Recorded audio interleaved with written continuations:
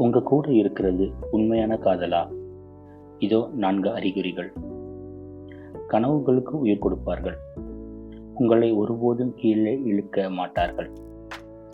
உங்கள் கனவுகளை ஆதரித்து உங்களை இன்னும் உயரத்திற்கு கொண்டு செல்வார்கள். சண்டையை விட புரிதலுக்கு முக்கியத்துவம்.